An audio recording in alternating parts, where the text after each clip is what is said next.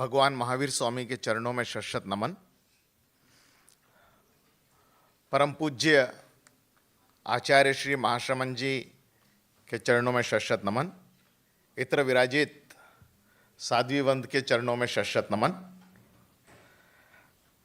आज की सभा में उपस्थित श्री नवरत्न जी गाना अभी अभी शायद प्रस्थान कर गए हैं, आ रहे हैं वापस। श्री विनोद जी बोहरा, श्री प्यारचंद जी मेहता, श्री दीपक जी डागलिया, श्री विष्णु जी बापना, जिनकी वजह से मैं यहाँ पर आज खड़ा हूँ, उन्होंने मुझे निमंत्रित किया।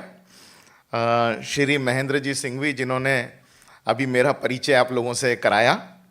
श्री राज सिंघी जी, हमारे दोनों मित्र जिन्होंने अभी अपना वक्तव्य दिया, श्री अरुण जी और रत्ना जी। उपस्थित समाज प्रेमी भाइयों बहनों, आप सभी से सादर जय जिनेंद्र। तेरापंथ महासभा ने आज का ये जो आयोजन किया है, कैसे चुने जीवन साथी,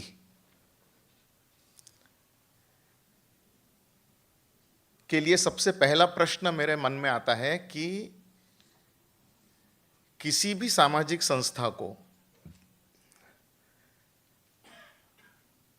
व्यक्तिगत कार्य जो लंबे समय से समाज में चल रहा हो, उसके बारे में सामाजिक रूप से परिचर्चा आयोजित करने की जरूरत क्यों पड़ी।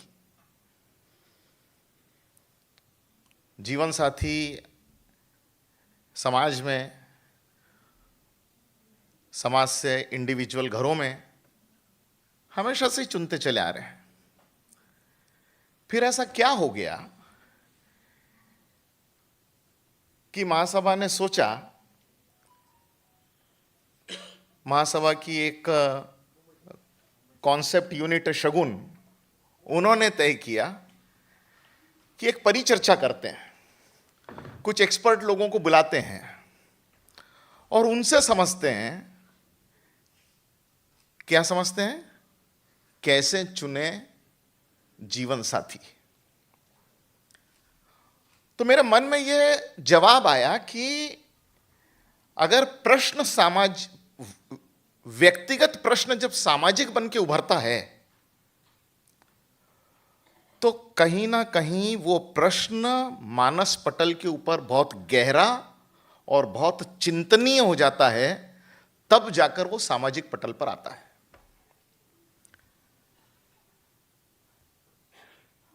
आप और हम जो यहां बैठे हुए हैं और जो नहीं आए, हर परिवार इस परेशानी से जूझ रहा है, आमना सामना कर रहा है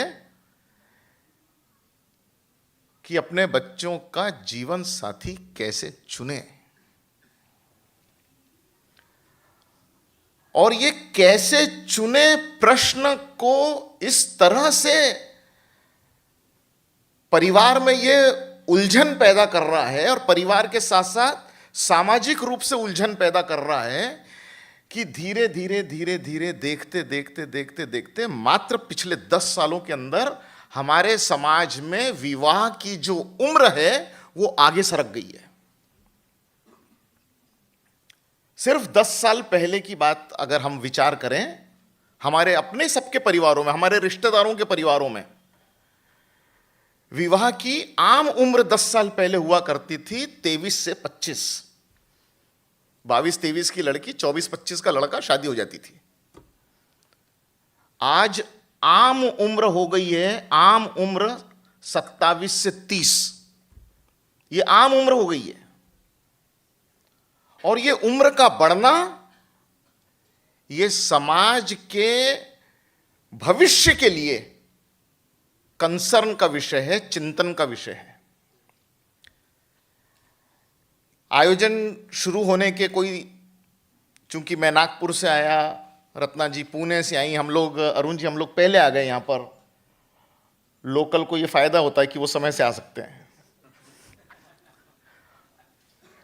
और चूंकि हम पहले आ गए तो फिर हम चर्चा करने लगे आयोजकों से। मैंने दीपक जी से पूछा कि आपका एक पोस्ट देखा था जिसमें आप रजिस्ट्रेशन मंगवा रहे थे कि कार्यक्रम में कितने लोग आएंगे ताकि व्यवस्था हम उस हिसाब से कर पाएं।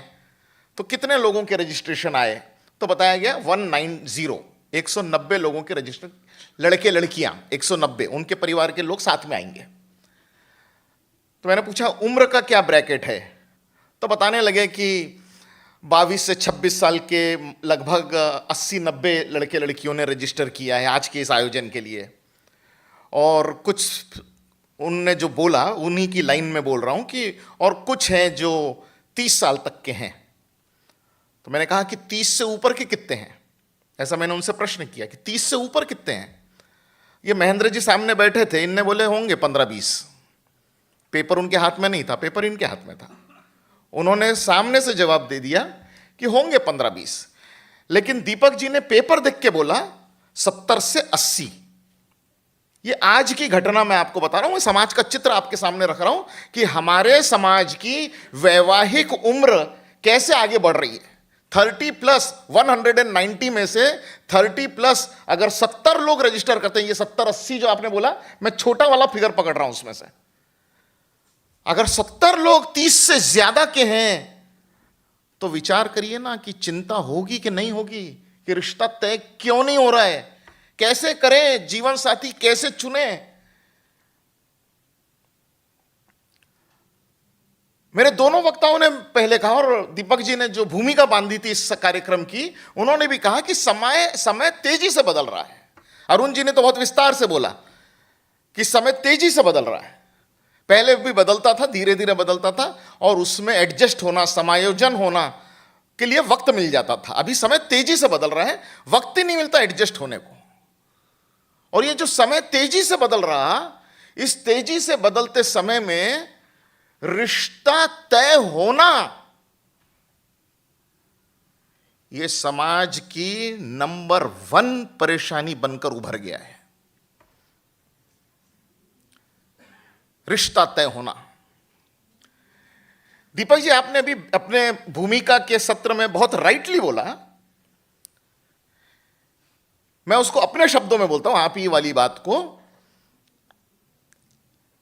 कि पहले के समय में, एक 25 साल पहले का टाइम लें तो हर संप्रदाय में, हर समाज में, हर शहर में समाज के 2-4-5 मुखिया हुआ करते थे और उनके जेब में पते होते थे और वो समाज के ऊपर नजर रखते थे और अपने किसी भी कार्यक्रम में, किसी भी समाज के सोशल रिलीजियस प्रोग्राम में समाज के किसी भी व्यक्ति को वो बोल सकते थे, वो अधिकार रखते थे बोलने का कि आपका लड़का बड़ा हो गया, आपकी लड़की बड़ी हो गई है, इसका संबंध करना है कि नहीं करना है, फिक्र नहीं है क्या इनके संबंध करने की, ये पते लो, यहां जाओ, वहां जाओ, इनके पास जाओ, इनसे मिलो, ऐसा करो, वैसा करो। ये हमने देखी हुई बात बता रहा हूं मैं आपको।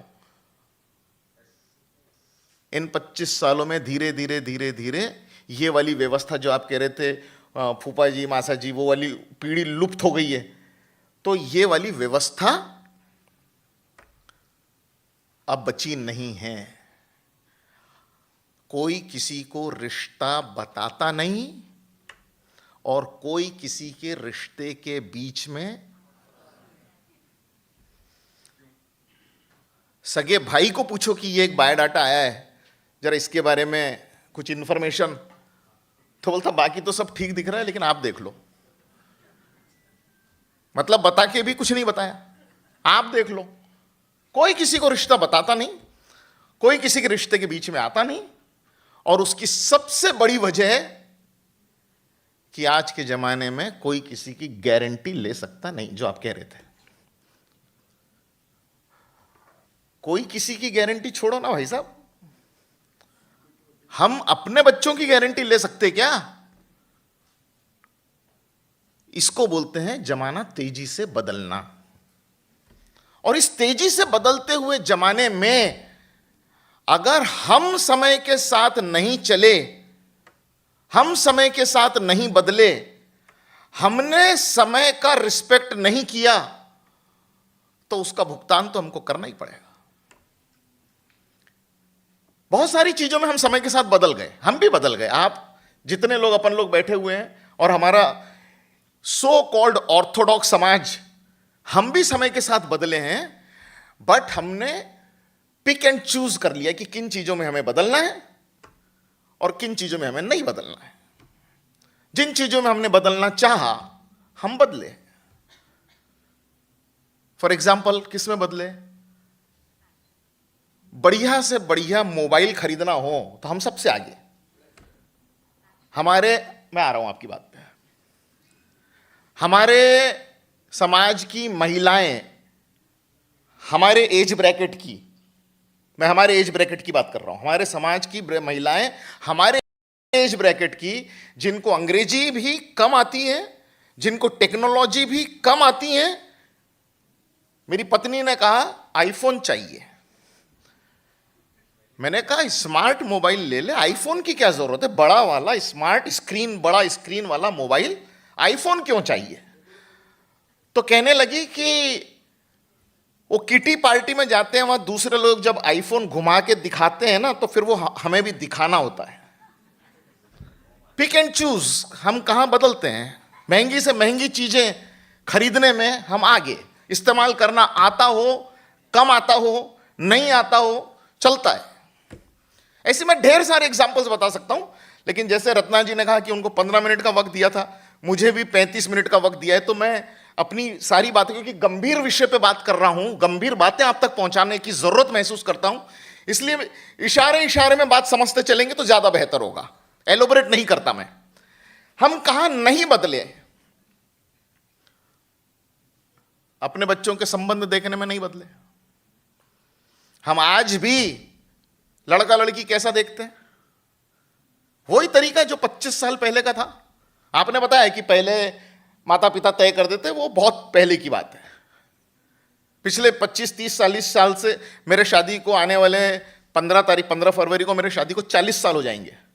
मेरे शादी के समय 40 साल पहले के टाइम पर भी माता पिता ने लड़का लड़की देखा, फिर दोनों परिवार के लोग मिले, लड़का लड़की आपस में बात किए, और बात करने के बाद हमने रजामंदी दी कि हां शादी करनी है, तो शादी हुई। 40 साल पहले की घटना बता रहा हूं। आप जो बोल रहे थे उसके भी शायद पहले की रही होगी वो, और उसके भी पहले की मैं और भी जानता हूं, जहां माता पिता परिवार के लोग भी नहीं जाते थे, नाई वाई चले जाते थे, वो सब ठीक है, बहुत बहुत बैकग्राउंड की बातें हैं वो सब। अभी क्या हो रहा?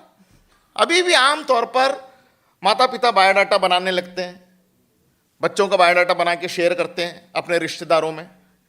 अच्छा लड़का हो तो बताना, अच्छी लड़की हो तो बताना। घर में आज भी विवाह विषय के ऊपर अपने ही बच्चों से बात करने में संकोच करते हैं। जितनी डिटेल में बात होनी चाहिए उतनी डिटेल में बात नहीं करते।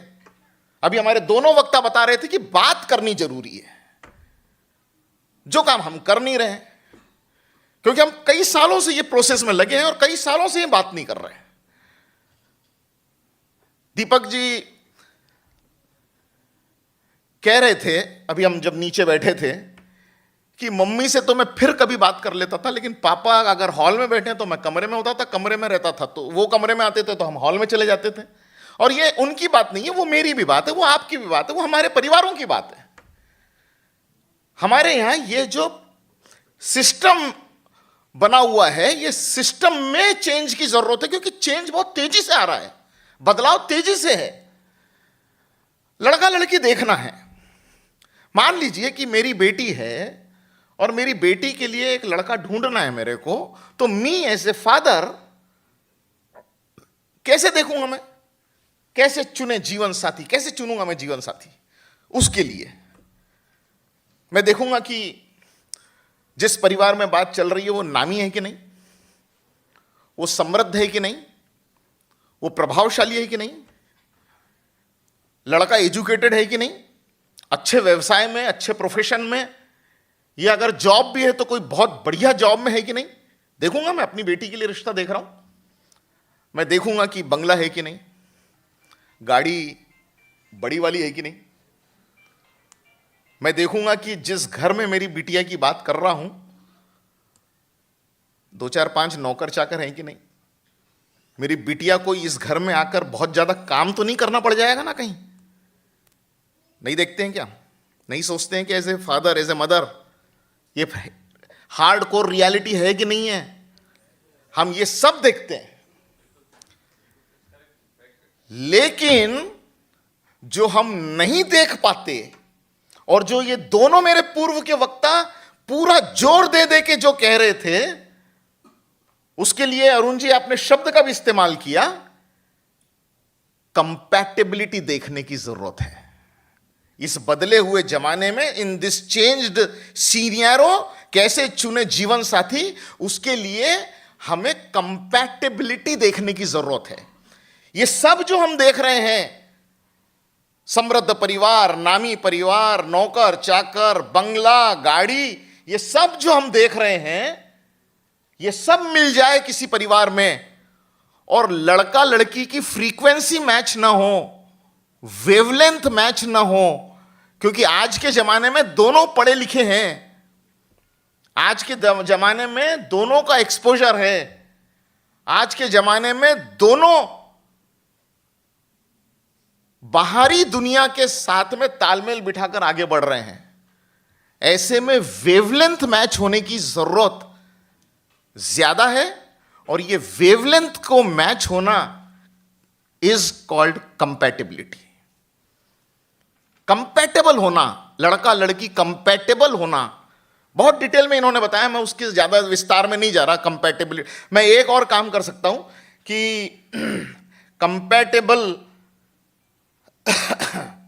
कंपैटिबिलिटी का एक 7 पॉइंट एक पोस्ट, एक ही पोस्ट के ऊपर ये इन लोगों ने जो बातें बोली वो 7 बिंदुओं के ऊपर, जैसे विवाह के बारे में अपन बात कर रहे हैं तो विवाह में 7 जन्मों का बंधन बोलते हैं विवाह को, 7 फेरे लेते हैं, 7 वचन होते हैं, तो वैसे ही हमने भी 7 पॉइंट ऑफ कंपैटिबिलिटी डिजाइन किया है रिसर्च करके।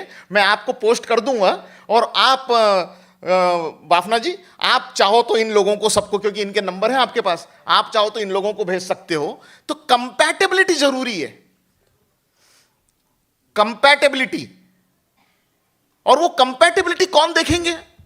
वो लड़का लड़की देखेंगे, वो माता पिता का रोल उस आप ये सब देख सकते हो जो अभी मैंने गिनाए थे। पूछिए ना अपने अपने अपने बच्चों से घर में जाकर, अगर ओपन डिस्कशन करना और अपन माहौल को ओपन रख सकते हो घर में तो पूछिएगा। या यहां पर जो लड़के लड़की मैरिजेबल एज के हैं, जिनका मैरिज अभी होना बाकी है और मैरिजेबल एज के हैं, घर थोड़ा छोटा मिलेगा, बंगले की जगह फ्लैट मिलेगा, चलेगा, गाड़ी बड़ी नहीं छोटी होगी, चलेगा, लेकिन कंपैटिबिलिटी है, एक दूसरे को समझते अच्छे से हैं। जो लाइक्स है वो एक दूसरे के बेहतरीन लाइक्स हैं, लेकिन जो डिसलाइक्स है वो अकोमोडेट होने वाले डिसलाइक्स हैं, वो एडजस्टेबल डिसलाइक्स हैं कि हाँ ये चीज उसमें नहीं है लेकिन अकोमोडेटेड है, ये एडजस्ट किया जा सकता है, ऐसे डिसलाइक्स हैं। ये सब अगर है तो ये सारी चीजें मिल गई तो बढ़िया, और थोड़ी कम भी मिली तो चलेगा कि नहीं चलेगा? कैंडिडेट अगर कोई बैठे हो तो चलेगा कि नहीं चलेगा? कंपैटिबल है लेकिन ये चीजें कम है जो माता पिता देख रहे। मैं इसको बदल के पूछता हूं, वेवलेंथ मैच नहीं कर रही, मन से जहन से हम एक दूसरे से तालमेल नहीं बिठा पा रहे, घर बहुत बड़ा है, बंगला बहुत बड़ा, 5 नहीं 10 नौकर चाकर, गाड़ी एक बड़ी नहीं 3 बड़ी गाड़ी, ये सब है, फ्रीक्वेंसी में डिफिकल्टी है, चलेगा? नहीं, नहीं चलेगा। मतलब इस चेंज्ड सीनियरों में मैं हाथ जोड़कर विनती करता हूं कि माता पिता को अपना रोल प्राइमरी से शिफ्ट करके सेकेंडरी रोल पे आना पड़ेगा और बच्चों के सेकेंडरी रोल को प्राइमरी रोल बनाना पड़ेगा। कंपैटिबिलिटी वो लोग चेक कर सकते हैं। और कंपैटिबिलिटी चेक करने के जो क्राइटेरिया इन लोगों ने बताया, या वो जो मैं पोस्ट आपको भेज दूंगा, वो कंपैटिबिलिटी चेक करने के लिए अब माता पिता पूरा परिवार छान छून लें और सब कुछ तय हो जाए, उसके बाद लड़का लड़की को बिठा दें आमने सामने की 15 मिनट, हाँ आप भी उस कमरे में जाके मिल लो, और 15-20 मिनट की मुलाकात जो अपन लोगों ने की थी शादी के दरमियान, वहां बात कहां से शुरू करना वो भी समझ में नहीं आता था। मालूम था कि बायोडाटा पे लिखा हुआ है कि जिस कैंडिडेट से मिल रहे हैं उसका ये नाम है, फिर भी पहला प्रश्न ही होता था नाम क्या है, क्योंकि ट्रेनिंग ही नहीं था ना कि क्या बात करें। कैसी बात शुरू करें? और 15-20 मिनट हुए नहीं कि घर वाले जूस भेजो, जूस, चाय चाय, ड्राई फ्रूट। मतलब कैदियों के मिलने का वक्त समाप्त।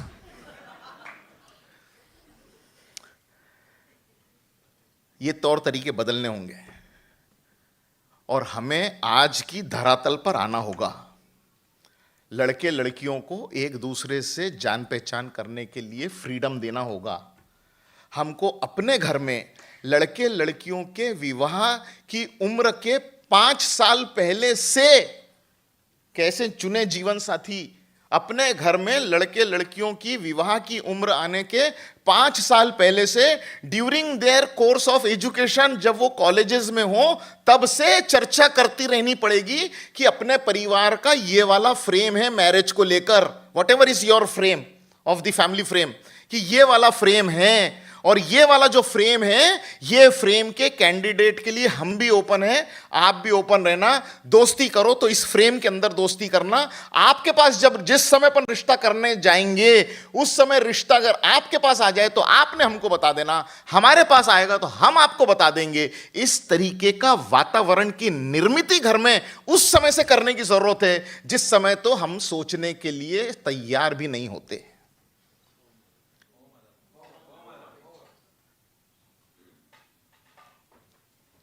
हम लोग जो नहीं सोचना वो सोच रहे। कितने, एक तरफ तो हमने तय कर लिया कि ये विषय बहुत कठिन है, घर घर की परेशानी है, हर घर की परेशानी है। परिवार कितना ही नामी क्यों ना हो, कितना ही समृद्ध क्यों ना हो, कितना ही एजुकेटेड क्यों ना हो, कितना ही महत्वपूर्ण परिवार क्यों ना हो, रिश्तों की कमी सबको है। कोई ऐसे बोल नहीं सकता कि मेरे पास तो इतने रिश्ते आ रहे हैं कि समझ में नहीं आ रहा कि कौन सा चुनाव करूं। 25 साल से इस विषय पे काम करता हूं। बड़े बड़े घर के लोग हमें कैसे कैसे जगह से आकर अप्रोच करते हैं कि भाई साहब रिश्ता बताना यार। सबको रिश्ते की कमी, एक तरफ इतनी बड़ी समस्या और दूसरी तरफ इस समस्या को और बड़ी कैसे कर दें, इसके लिए रोज हमारा काम चल रहा है। मैं बताता हूं अभी आपको, 3 मिनट के अंदर बताता हूं। ये तो मानोगे ना कि समस्या बड़ी है, ये मानोगे कि नहीं मानोगे? बड़ी है। अब देखो हम उसको कठिन और कैसे कर रहे हैं।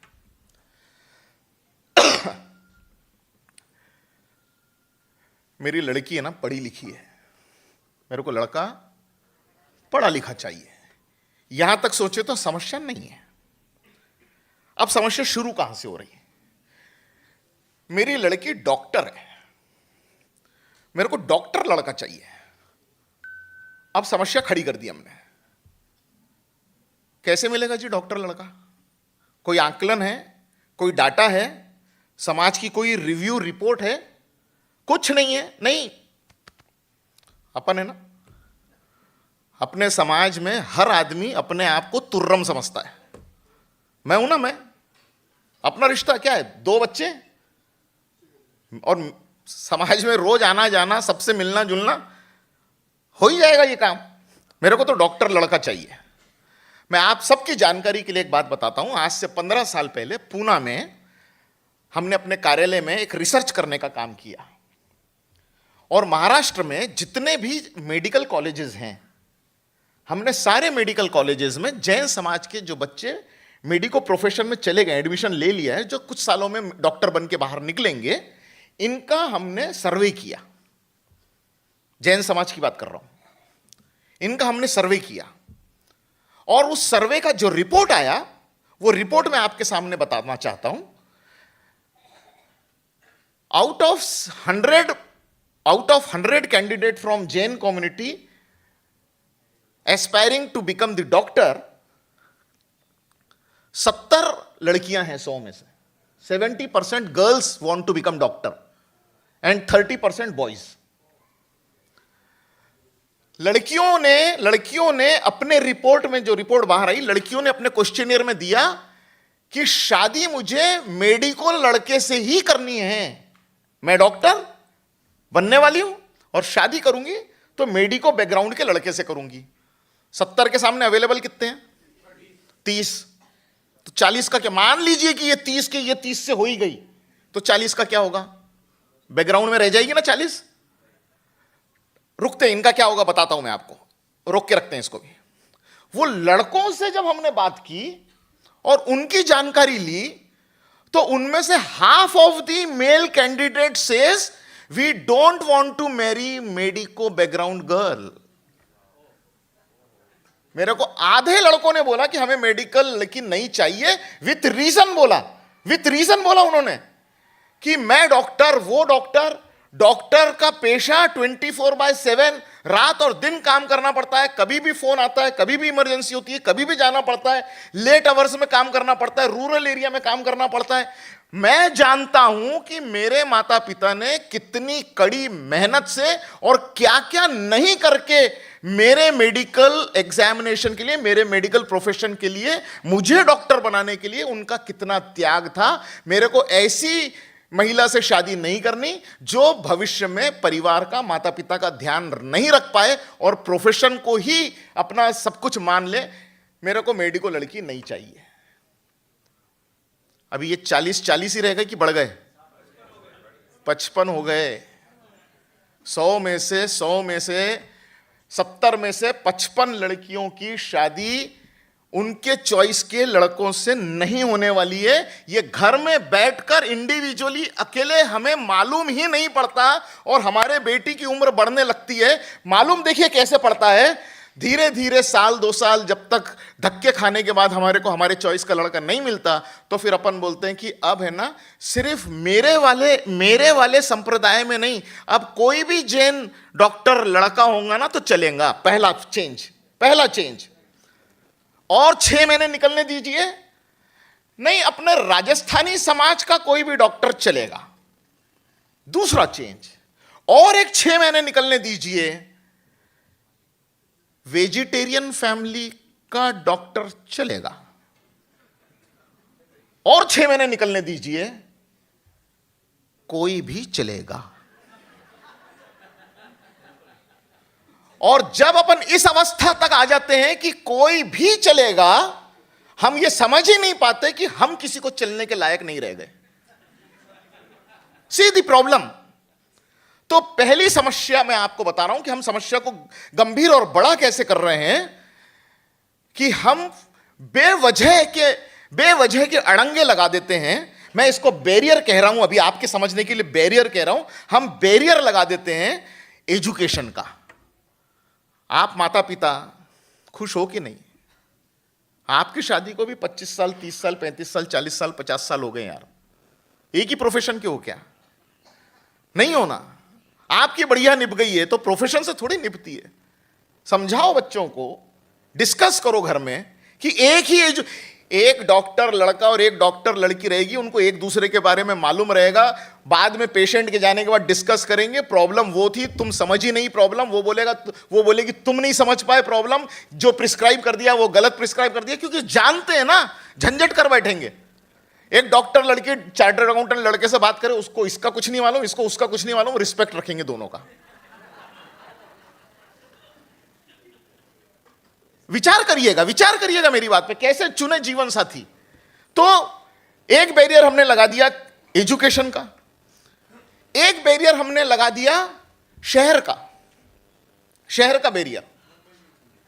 मुंबई सिटी, ये बंबई के परिवारों को बंबई के बाहर नहीं जाना, आधे इंडिया को बंबई नहीं आना। बिलीव मी, मैं फैक्ट बात कर रहा हूं आपसे। आधे इंडिया को बंबई नहीं आना। बंबई में भी ये वाले सबर्बन को वो सबर्बन में नहीं जाना, वो सबर्बन को वो सबर्बन में नहीं जाना। Is it not a fact? 100% correct है। अभी ये जो क्राइटेरिया हमने लगा दिया, और आपके रिश्तेदार जो देश भर में है ना, मैं बंबई के बाहर निकल के भी एक लाइन बोल दूं आपके रिश्तेदार, क्योंकि ये वाली बातें आपसे जाने वाली है बिना बोले। उन्होंने कहा कि आप एम्बेसडर बनना, आपने कहा मैं मटेरियल ऐसा दे रहा हूं कि ये एम्बेसडर बनेंगे ही। अब चाहे ना चाहे ये बात करनी पड़ेगी इनको। यहां के बाद सब अपने आप को एक्सपर्ट बोल के अपने रिश्तेदारों को बताने वाले हैं। बिल्कुल ट्रेन द ट्रेनर। बाहर के लोगों को, बंबई से बाहर के लोगों के लिए इस देश में सिर्फ 5 शहर हैं, 5 शहर, बाकी सब गांव। सिर्फ 5 शहर हैं देश के अंदर, बंबई को छोड़कर बात कर रहे हैं अपन। बंबई की सबरबन की अलग घटना है, अलग कहानी। कौन कौन से शहर हैं? पूना, बैंगलोर, हैदराबाद। जो इस तरफ वेस्टर्न इंडिया में रहते हैं उनके लिए अहमदाबाद, जो सेंट्रल इंडिया में रहते हैं उनके लिए इंदौर, जो नॉर्दर्न इंडिया में रहते हैं उनके लिए जयपुर, जो साउथ इंडिया में रहते हैं आ जाके बैंगलोर और हैदराबाद। नहीं होती चेन्नई, इस लिस्ट में नहीं आती चेन्नई। आप किसी भी परिवार को पूछो कि लड़की कहां देनी है तो पुणे में देनी है। क्यों? नहीं, उसका एजुकेशन ऐसा है कि उसका एजुकेशन वहीं पर ही सर्व हो सकता है। अरे कोविड ने जमाना बदल दिया भाई। आजकल तो लैपटॉप हाथ में लेके बैठे तो आप जंगल में बैठो तो काम होता है। मेरा बेटा अमेरिकन कंपनी में जॉब करता है और पिछले 3 साल से कनाडा में रह रहा है, और कंपनी को मालूम नहीं दुनिया में कहां रहता है वो। कंपनी समझ रही है कि वो अमेरिका में ही, उनके ही शहर के अंदर रहकर काम कर रहा है। फ्लोरिडा में उसका जॉब है। कहीं से भी काम कर सकते हैं। जब काम कहीं से भी कर सकते हैं, लैपटॉप हाथ में लेकर कहीं से भी काम करना है, तो फिर मेरी एजुकेशन से रिलेटेड काम वाला शहर की जरूरत क्या है? ये शहर के नाम पर हम अच्छे रिश्ते छोड़ देते हैं। अच्छे रिश्ते, परेशानी हम बड़ी कर रहे हैं। कभी विचार किया क्या, जो लोग इस तरीके से सोचते हैं, कभी विचार किया क्या कि जिस घर की बेटी को सिर्फ पूना, बंबई, हैदराबाद, बेंगलोर ही जाना है, उस घर की बेटी का जो भाई है उसके रिश्ते के लिए कौन आएगा फिर आपके घर में, आपके शहर में? Is it not a big problem? कौन क्रिएट कर रहा है? हम नहीं कर रहे क्या? मैं आपकी जानकारी के लिए एक बहुत गंभीर स्टेटमेंट यहां पर इस मंच से कहना चाहता हूं। 30% जैन समाज के लड़कों की शादी ही नहीं होने वाली है। बहुत साफ शब्दों में कह रहा हूं, 30% लड़कों की शादी ही जैन समाज में नहीं होने वाली है। समस्या है। और क्यों नहीं होगी ये तो मैंने बताया, लेकिन किन की नहीं होगी वो भी बताता हूं कि किन की नहीं होगी। कम पढ़े लिखे गांव में रहने वाले लड़कों की शादी नहीं होगी, क्योंकि लड़कियां पढ़ी लिखी है। समाज में आप पूछो कि कोई कम पढ़ी लिखी लड़की हो तो बताओ, किसी के पास नहीं है। कम पढ़े लिखे लड़के बताओ, लिस्ट आ जाएगी आपके पास। बंबई में सबरबन में काम करने वाले राजस्थान से और गुजरात से आए हुए हमारे समाज के लोग, ढेर सारे ऐसे परिवार हैं जो बिल्कुल हैंड टू माउथ हैं, जो यहां पर नौकरी कर रहे हैं, जॉब कर रहे हैं, मुनीम की नौकरी कर रहे हैं, अकाउंट लिखने का काम कर रहे हैं, ये कर रहे हैं, वो कर रहे हैं। बंबई की बात कर रहा हूं, सबरबन में रहने वालों की बात कर रहा हूं। इनकी शादी कैसे होगी? कौन सी लड़की इनसे शादी करेगी जो पढ़ी लिखी है? और वैसे ही शादी के लिए लड़कियां कम है कुछ परसेंटेज में। समाज में कुछ परसेंटेज में लड़कियां कम है। दूसरा ये कम लड़कियों का प्रमाण और कैसे एग्रीवेट हो गया? जो लड़कियां हैं वो पढ़ी लिखी हैं, शार्प है, इंटेलिजेंट है, हमारे समाज की लड़कियां। कुछ परसेंटेज इसमें से दूसरे समाज में जाके शादी कर लेती हैं, लेकिन दूसरे समाज की लड़की को हमारे समाज में लेके आने की क्षमता हमारे समाज के युवकों में बहुत ही कम है। नहीं है बोलना चाहता हूं, लेकिन कोई खड़ा हो के बोलते मैंने लाया, तो मैं बोलता हूं कि बहुत ही कम है।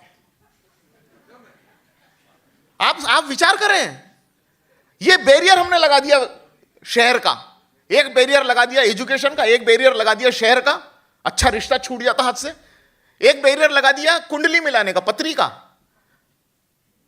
90% लोग समझते नहीं है कि है क्या। मांगलिक है, जरूर देखना चाहिए, क्योंकि वो एक विधान है, वो एक परंपरा है। हमने अगेन पूना में एक प्रयोग किया, बाफना जी, हमने एक लड़का और एक लड़की की कुंडली 25 पंडितों को दी।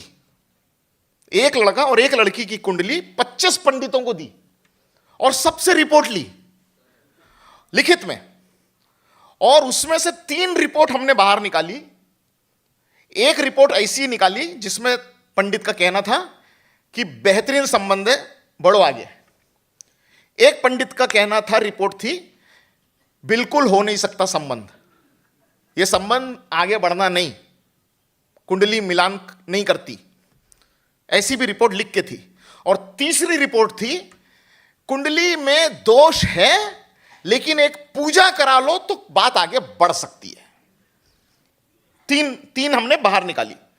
तीनों को बताया नहीं कि हमने कितने लोगों को दिया था ये सब काम करने के लिए, और तीनों को कहा कि समाज के सामने आके आपकी बात को एक्सप्लेन करना है आपको। और ऐसे ही एक आयोजन रखा, जैसे आपने 3 सोफे किए, हमने 3 मंच बनाए अलग अलग, 3 मंच, ताकि एक मंच से दूसरे मंच पे जा ही नहीं सके। 3 मंच बनाए हमने, और तीनों सिंगल मंच के ऊपर पंडित जी बैठे, और हमने उस समय उनको बताया कि ये कुंडली हमने उनको भी दी थी, उनको भी दी थी, इनको भी दी थी, और उनकी रिपोर्ट है कि मिल सकती है, इनकी रिपोर्ट है कि नहीं मिल सकती है, और वो जो बीच में बैठे ना, वो कह रहे हैं कि रिपोर्ट पूजा के साथ सुधर सकती है। और उनको कहा कि आप एक्सप्लेन कर दो, ये ऐसा क्यों फर्क है, ये सब एक ही लड़का एक ही लड़की, एक्सप्लेन कर दो आप। और उन्होंने अपनी अपनी बात एक्सप्लेन करने शुरू की। कोई 10-12 मिनट में तो सब आपस में लड़ पड़े तीनों, और हम ऑडियंस सब बैठ के देख रहे हैं नजारा।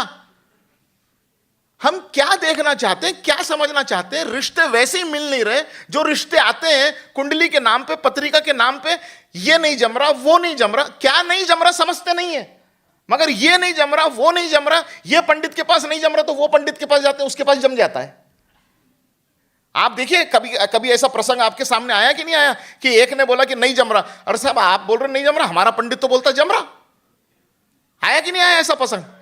आया है ना, कि लड़के वालों को अपन ने फोन किया, क्या हुआ साहब, वो अपन ने बायोडाटा भेजा था, पत्रिका भेजी थी, क्या हुआ, आपका जवाब नहीं आया। नहीं, वो हमारा पंडित बोल रहा नहीं जम रहा।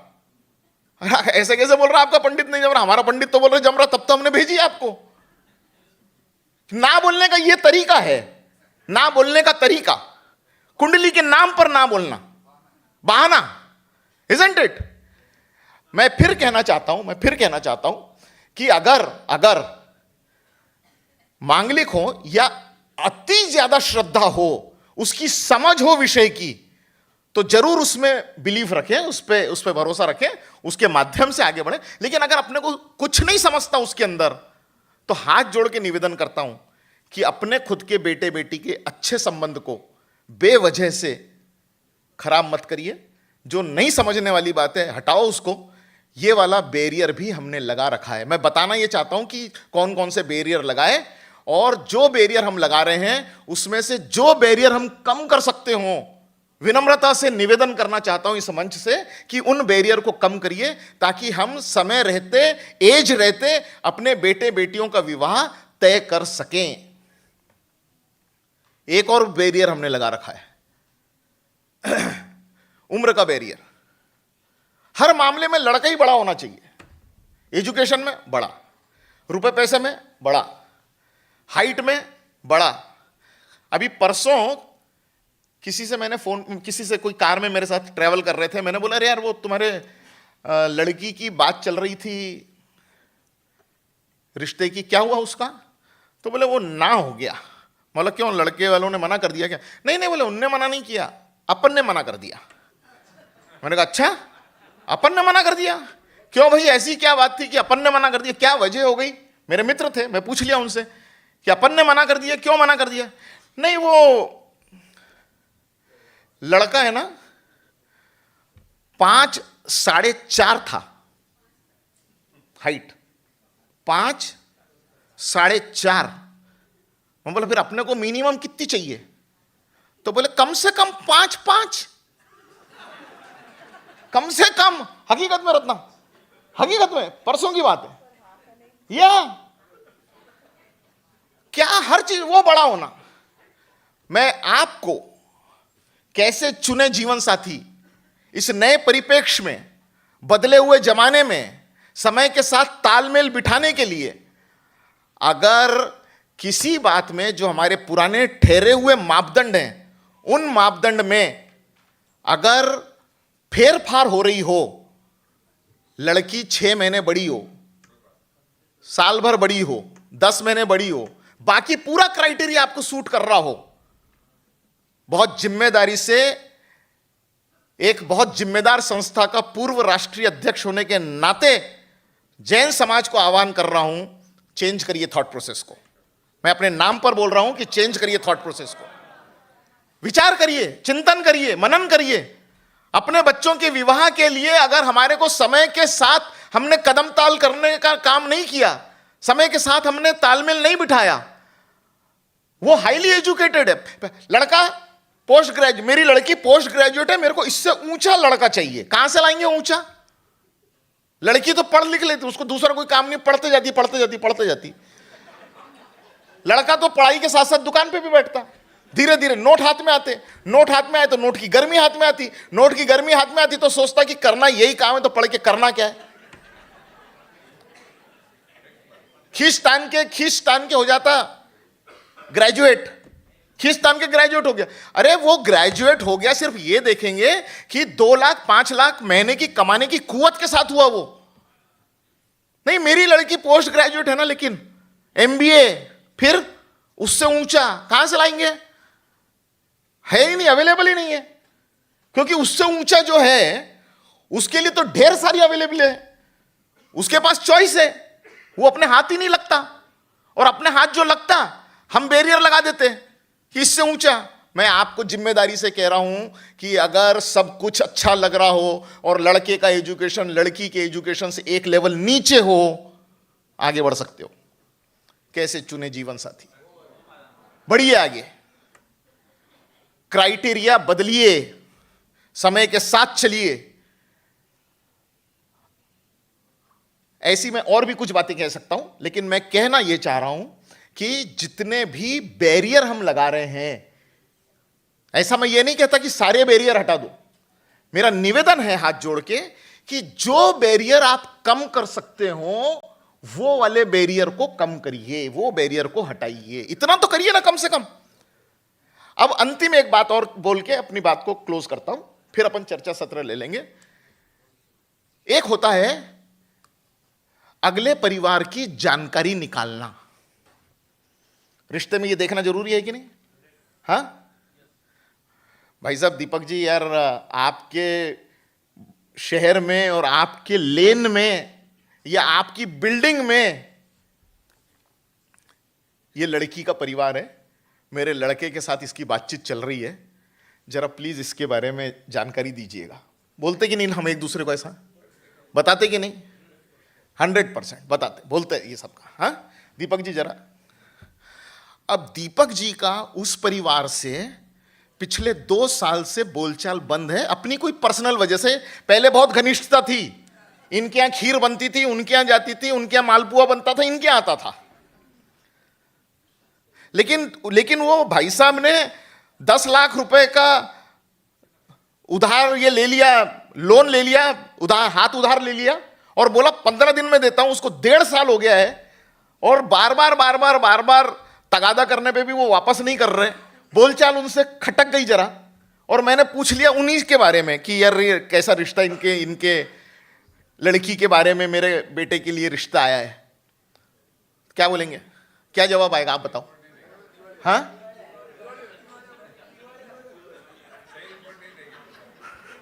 सही इंफॉर्मेशन नहीं देंगे। और कोई देखो, आप बायोडाटा मेरे को भेजो ना, मैं कुछ अच्छे रिश्ते बताता हूं आपको। हाँ क्यों बोला उन्होंने? क्योंकि इनका संबंध उनसे ठीक नहीं है। ठीक है, उसी बिल्डिंग में थे तो थोड़ा सा लेन के थोड़ा सा आगे हो तो किसके पास टाइम है साहब बंबई में एक दूसरे के बारे में पता करके बताने का? अच्छा पता क्या कर लो, कल को कोई मुझसे पूछ ले कि आपके बेटे के बारे में संपूर्णता से आप जानते हो क्या, तो इस मंच के ऊपर बहुत ऑनेस्टली मैं जवाब दे सकता हूं कि नहीं जानता।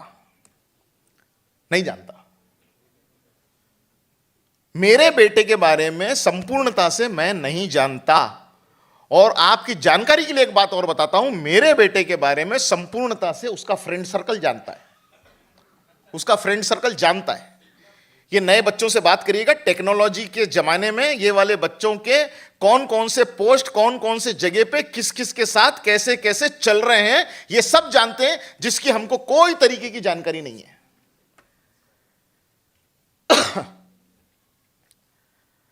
रिश्ता तय करते समय जब हमको पता करना होता है कि रिश्ता कैसा है, तो सिर्फ दूसरों के भरोसे पर आधारित रहकर पता नहीं चला। हम अपना काम, अपना इतना जिंदगी का इंपॉर्टेंट काम दूसरे के भरोसे डाल दिए।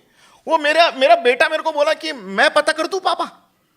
चुप, बीजी से मत बोला कर, तेरे को क्या समझ रहा, तेरे को समझ रहा नहीं तो फिर शादी किसकी कर रहे, शादी करने की बात कर रहे और बोल रहे तेरे को समझता नहीं है। टेक्नोलॉजी के जमाने में इंस्टाग्राम पे, फेसबुक पे हम किसी के फ्रेंड हैं नहीं हैं, ये यंग बच्चे सब एक दूसरे के फ्रेंड होते हैं, और नहीं होते हैं तो इनको उसमें ताक झांक करना हमसे बेहतर आता है। पिछले 5 साल से 10 साल से कौन किसके साथ लगा हुआ है, कैसे लगा हुआ है, किस तरीके से लगा हुआ है, किसकी फोटो किसके साथ है, कौन से कार्यक्रमों की फोटोज हैं, कौन कौन से जगह घूमने गए वहां की फोटो है, वहां की फोटो में कौन सा गिलास हाथ में है, वो गिलास के अंदर लगा हुआ क्या है, रखा हुआ क्या है, सब फोटो 5 साल पहले लगा हुआ था। जिस समय ये मालूम नहीं था कि ये वाला फोटो मेरे शादी तय करने के आड़े आ जाएगा, ये मालूम नहीं था, फ्लेयर में वो फोटो डाल दिया। और मैं आपकी जानकारी के लिए बताना चाहता हूं, टेक्नोलॉजी की दुनिया को छोटे तरीके से ये ज्यादा जानता है जिगर, लेकिन चिराग, लेकिन मैं कम जानता हूं। बावजूद इसके आपको कुछ बात बताना चाहता हूं कि टेक्नोलॉजी की दुनिया में अगर कोई हमारे दोस्त लोग जो पोस्ट हमारे लिए डाल दें, फोटो डाल दें, मैसेजेस डाल दें, वो हम डिलीट कर सकते नहीं, वो सब मटेरियल वहीं रहता है।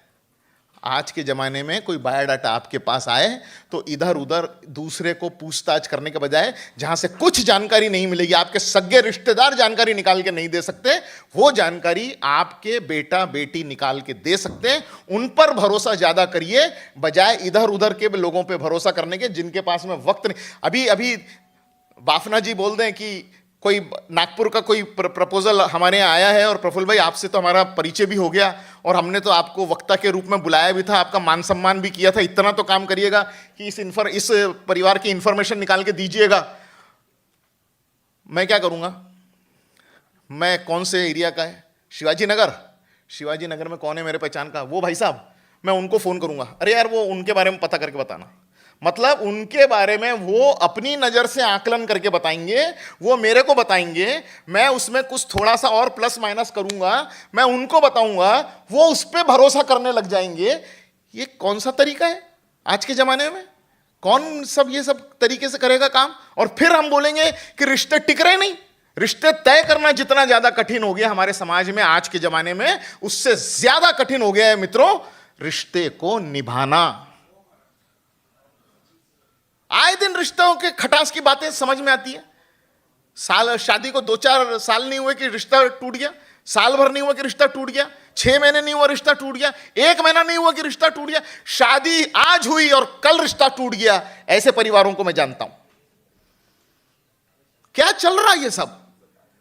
हमने जितनी सोच विवाह के विषय के ऊपर लगानी चाहिए, वो सोच हम अगर नहीं लगाएंगे और बेमतलब के बैरियर लगाते जाएंगे, तो हमारे को तकलीफ का सामना करना पड़ेगा और उम्र बढ़ती जाएगी। एक तरफ मैं कह रहा हूं कि कोई बायोडाटा है तो अपने बेटे बेटियों को अपना दोस्त मानिए और उनसे पता करिए कि ये रिश्ता कैसा है। और दूसरा, उसी के साथ एक तरीका और बता रहा हूं कि जिस लड़का लड़की की जानकारी हमें निकालनी है, उसके लिए स्वयं वक्त दीजिए। वक्त स्वयं। हम भी तो क्या करते हैं ना कि एक दिन के लिए जा रहे हैं, एक दिन के लिए जाना है कांदीवली, और कांदीवली जाना है तो फिर मेरे को दोनों तीनों काम करना है। एक तो वो लास्ट टाइम की वाइफ की परचेजिंग पूरी नहीं हुई थी, एक तो वो करना है, और दूसरा वो एक रिलेटिव रहते हैं, उनके यहाँ पर वो 6 महीने पहले किसी की डेथ हो गई थी तो हम बैठने नहीं गए थे, तो वो एक काम करना है, और तीसरा वहाँ पर साध्वी जी भी हैं, उनके भी दर्शन करने हैं। तो ये सब काम हम आज ही कर लेने का है। हम एक काम पे फोकस करके नहीं जाते, हम जहाँ जाते हैं वहाँ 2-3-4 काम साथ में लेकर जाते हैं। शादी जैसे काम में एक काम पर फोकस करके जाइए और उस समय तक उस विषय को छोड़िए मत जब तक ये वाला विषय पूरा नहीं हो जाता। और जाएं कैसे, कहां जाएं? लड़के के लिए जाना हो, लड़की के लिए जाना हो तो उसके घर बार देखेंगे तो वो तो लगाएंगे ना चांदी की थाली। किसको मालूम है कि कितना लोन है फैमिली के ऊपर? अगर देख रेख सही मायने में करनी है तो उनके काम करने के स्थान पर जाओ, कहां पर लड़का लड़की वर्क करते हैं, उनके बिजनेस हाउस पे जाओ, उनके प्रोफेशन हाउस पे जाओ और वहां पर गार्ड से बात करो। एक 500 की हरी नोट निकाल के उसके जेब में रखी ना तो सारी इंफॉर्मेशन वो लिफ्ट वाले को पूछो कि यार ये लड़के से मेरी लड़की की शादी की बात चल रही, देख तेरे को भगवान की कसम है मेरे लड़की के भविष्य का सवाल है, सही सही बता। और ये 500 की नोट उसके जेब में आई तो बोलता वो दुबई 3 महीने पहले दुबई में एक रिश्ता हुआ था, वो छूट गया। ये कहीं बायोडाटा पे लिखा नहीं था, बीच के मध्यस्थ ने बताया नहीं, कुछ नहीं। किसने बताया ये बात? वो वॉचमैन ने बताया या वो लिफ्टमैन ने बताया? जहां से जानकारी मिल सकती है वहां से जानकारी लेनी चाहिए, जहां से मिलती नहीं हम वहां अप्रोच करते हैं, ये हम गलती कर रहे हैं, इसके ऊपर फोकस देना चाहिए। ऐसी ढेर सारी बातें जिस पर अपन बात कर सकते हैं। एक लाइन कहना चाहता हूं, तेरापन सभा के शगुन फोरम को ऐसे सीरियस आयोजन समाज के जो जरूरत के हैं उसको करते रहिए। आज के समय में हमारे समाज में नाचना गाना खाना पीना इसकी बाढ़ आ गई है। अभी वो वाला कार्यक्रम होता तो यहां पैर रखने को जगह नहीं होती और यहां नीचे लोग बैठे रहते थे। लेकिन सीरियस काम के लिए हमारे समाज में आज भी जागृति नहीं है। एक तरफ से समाज जो सोचे वो सोचे, कम से कम जिम्मेदार लोग तो सोचे कि हम समाज के बेहतरीन के लिए काम करेंगे और वो काम आप करते रहिए। भगवान के चरणों में प्रार्थना करता हूं कि आपको सफलता हासिल हो और आप सब यहां पर अपना वक्त निकाल कर आ गए। आपको भी नमन करता हूं, वंदन करता हूं। और जिन बातों के ऊपर हमने बात की, मैं जरूरी नहीं मानता कि आप सारी हम तीनों लोगों की बातों में सारी बातों से आप सहमत हो जाएं, लेकिन आप कुछ बातों से भी अगर सहमत होते हो तो उनको आगे बढ़ाने का काम करिए। इतना कहते हुए अपनी वाणी को विराम देता हूं। जय महावीर। एक बार जोरदार ओम आरम हो जाए आज के हमारे कार्यक्रम के मुख्य वक्ता श्री प्रफुल्ल पारेख सर के प्रति। सर, आपने बहुत ही सुंदर, सहज और सरल तरीके से आज के समाज में जो प्रैक्टिकलिटी के साथ जो घटनाएं घट रही है उसका आपने एक विश्लेषण दिया और किस तरीके से हम उसको ओवरकम करें, आपने वो सॉल्यूशनिंग भी बताई है। तो सर, आपके प्रति बहुत बहुत ओम आरम।